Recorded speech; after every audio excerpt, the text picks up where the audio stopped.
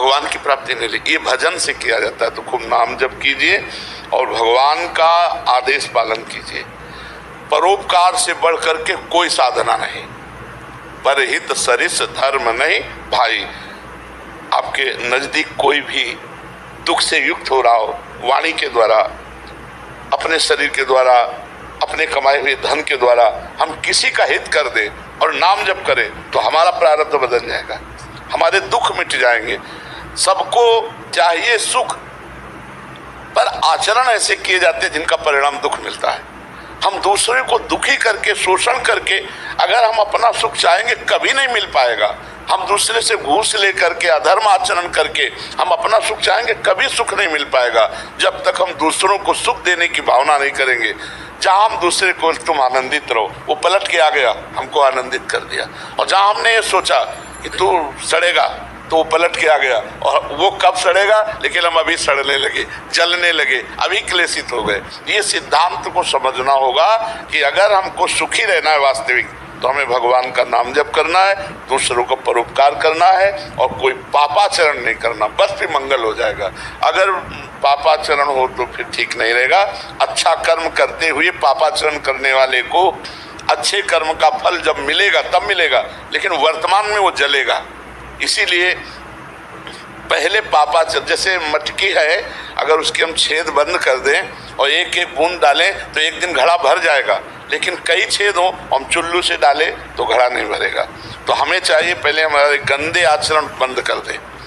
आज जो नवीन बच्चों में ये दोष आ रहे हैं, ये हमारे भारतीय धर्म के खिलाफ हैं। जैसे बॉयफ्रेंड, गर्लफ्रेंड, ये जो व्यभिचार प्रवृत्ति बढ़ रही, व्यसन प्रवृत्ति बढ़ रही, इसको थोड़ा समझना होगा। हम आपको निमित्त करके सबको बात कह रहे हैं कि इससे हमारी मनोवृत्ति गंदी हो जाती है, हमारा चरित्र दूषित हो जाता है, हमारी स्मृति जो है वो मंद पड़ जाती है। हम लौकिक या पारलौकिक कोई उन्नति करने लायक नहीं रह जाते, केवल सांसारिक चिंतन में फंस जाते हैं, भोगों के चिंतन में फंस जाते हैं। और जब हमको बहुत परेशानी होती तो व्यसन करने लगते हैं।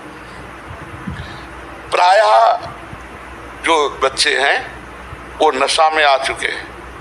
ड्रग्स लेना या शराब पीना या हुक्का पीना, ऐसे जो अवस्थाएं हमारे देश के पदाधिकारी पदों पर बढ़ने के लिए योग्यता बनाने की है, वो भोगों में और व्यसन में, तो फिर वो सुख शांति, वो आनंद, वो सब छूट जाता है। इसलिए हमारी प्रार्थना है जब तक ब्याह ना हो तब तक बच्चों को ब्रह्मचर्य की तरफ भावना करनी चाहिए।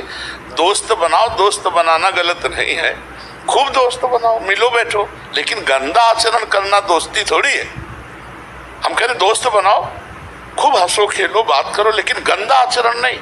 गंदा आचरण धर्म पूर्वक, हम तुम्हें दोस्त बना लिया, माता पिता से मिले और हमारा मन है कि हम दोनों पूरे जीवन साथी रहें, तो समय के अनुसार पाणी ग्रहण करो और फिर गृहस्थी धर्म में चलो। व्यभिचार मत करो, गंदे आचरण मत करो, नहीं तो तुम्हारी पूरी मानसिकता को नष्ट कर देंगे। पक्का आप देख लो, मानसिकता ही नष्ट हो जाएगी। लौकिक उन्नति कोई उन्नति नहीं है। अगर हमारा चरित्र पवित्र है, विचार महान है, तभी उन्नति मानी जाती है। आज सफलता मानी जाती है धन की, सफलता मानी जाती है लौकिक उन्नति की।